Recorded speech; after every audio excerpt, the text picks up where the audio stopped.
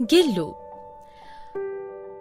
पशु पक्षियों में भी मानवीय संवेदनाएं पाई जाती हैं, जो उनके प्रति करुणा, प्रेम व संवेदनशीलता बरत कर ही अनुभव की जा सकती है।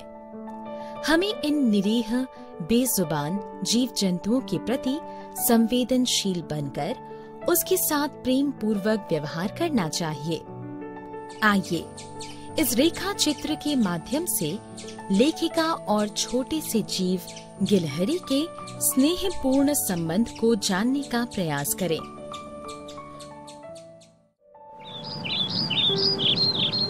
सोनजूही में आज एक पीली कली लगी है। इसे देखकर अनायास ही उस छोटे जीव का स्मरण हो आया, जो इस लता की सघन हरितिमा में छिपकर बैठता था और फिर मेरे निकट पहुंचते ही कंधे पर कूदकर मुझे चौंका देता था। तब मुझे कली की खोज रहती थी, पर आज उस लघु प्राण की खोज है। परंतु वह तो अब तक इस सोनजूही की जड़ में मिट्टी होकर मिल गया होगा। कौन जाने स्वर्णिम कली के बहाने वही मुझे चौंकाने ऊपर आ गया हो।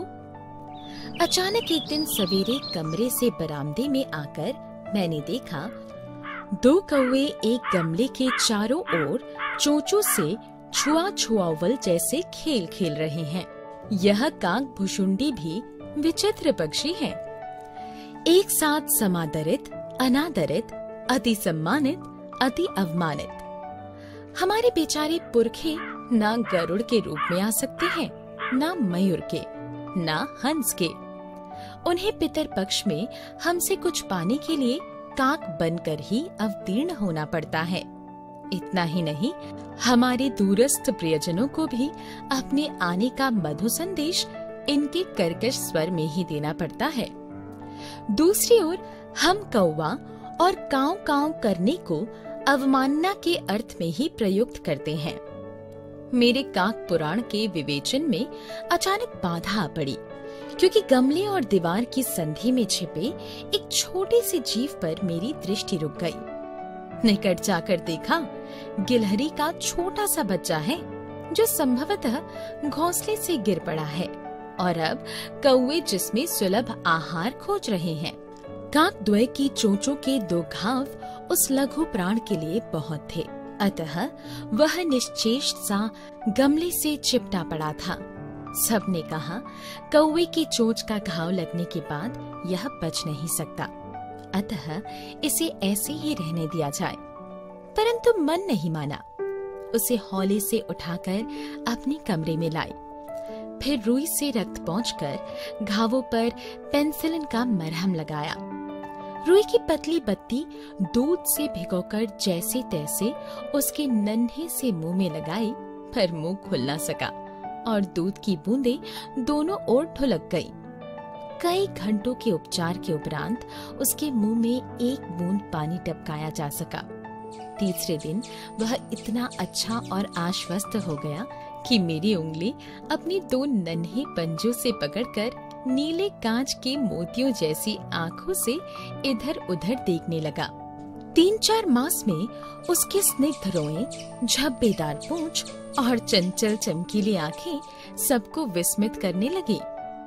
हमने उसकी जातिवाचक संज्ञा को व्यक्तिवाचक का रूप दे दिया और इस प्रकार हम उसे गिल्लू कहकर बुलाने लगे।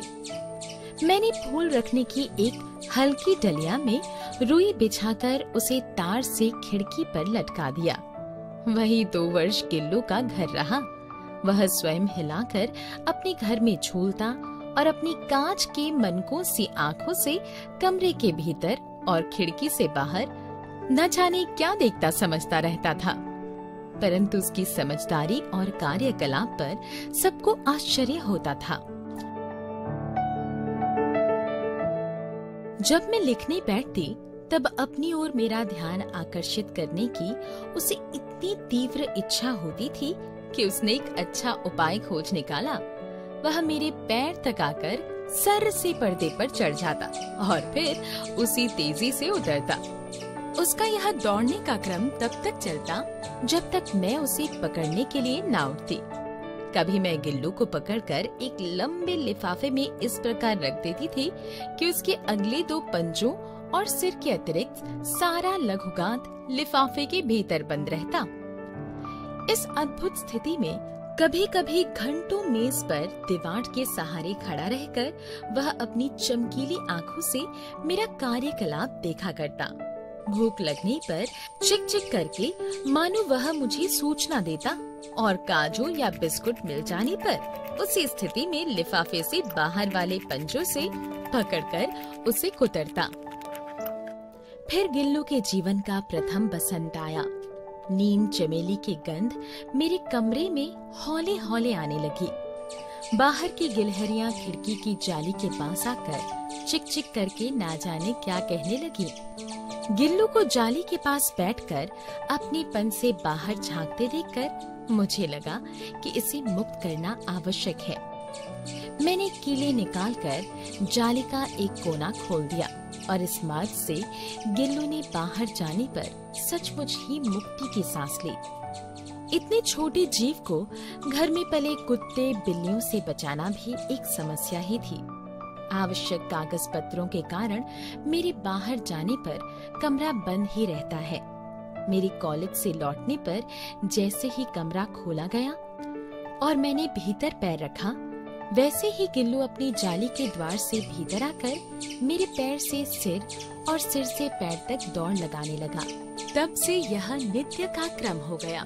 मेरे कमरे से बाहर जाने पर गिल्लू भी खिड़की की खुली जाली की राह बाहर चला जाता और दिन भर गिलहरियों की झुंड का नेता बना हर डाल पर उछलता कूदता रहता और ठीक 4 बजे वह खिड़की से भीतर आकर अपने झूले में झूलने लगता। मुझे चौंकाने की इच्छा उसमें ना जाने कब और कैसे उत्पन्न हो गई थी। कभी फूलदान के फूलों में छिप जाता, कभी पर्दे की चुन्नट में और कभी सोन जूही की पत्तियों में। मेरे पास बहुत से पशु पक्षी हैं और उनका मुझसे लगाव भी कम नहीं है, परंतु उनमें से किसी को मेरे साथ मेरी थाली में खाने की हिम्मत हुई है, ऐसा मुझे स्मरण नहीं आता। गिल्लू इनमें अपवाद था। मैं जैसे ही खाने के कमरे में पहुंचती, वह खिड़की से निकलकर आंगन की दीवार, बरामदा पार करके मेज पर पहुंच जाता और मेरी थाली में बैठ जाना चाहता। बड़ी कठिनाई से मैंने उसे थाली के पास बैठना सिखाया, जहां बैठकर वह मेरी थाली में से एक एक चावल उठाकर बड़ी सफाई से खाता रहता। काजू उसका प्रिय खाद्य था और कई दिन काजू ना मिलने पर वह अन्य खाने की चीजें लेना बंद कर देता या झूले से नीचे फेंक देता।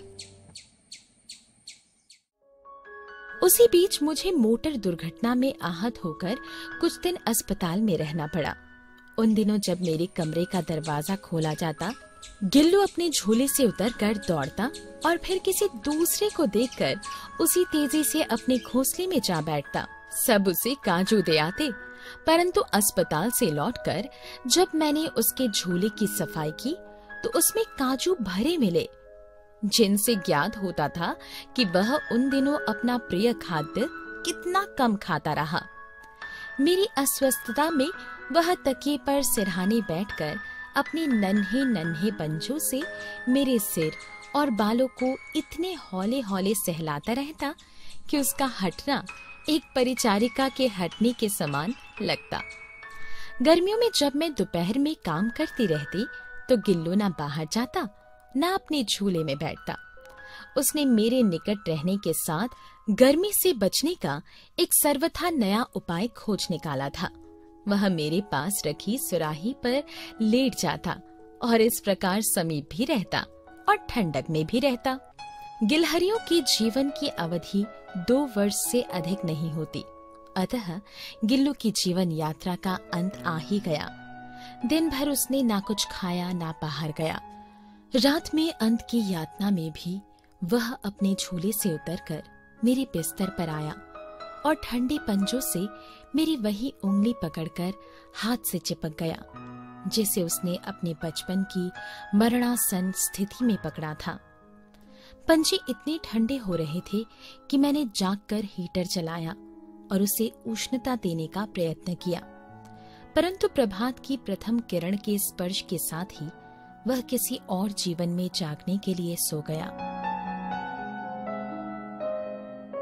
उसका झूला उतारकर रख दिया गया है और खिड़की की जाली बंद कर दी गई है, परंतु गिलहरियों की नई पीढ़ी जाली के उस पार चिक-चिक करती ही रहती है और सोन जूही पर बसंत आता ही रहता है।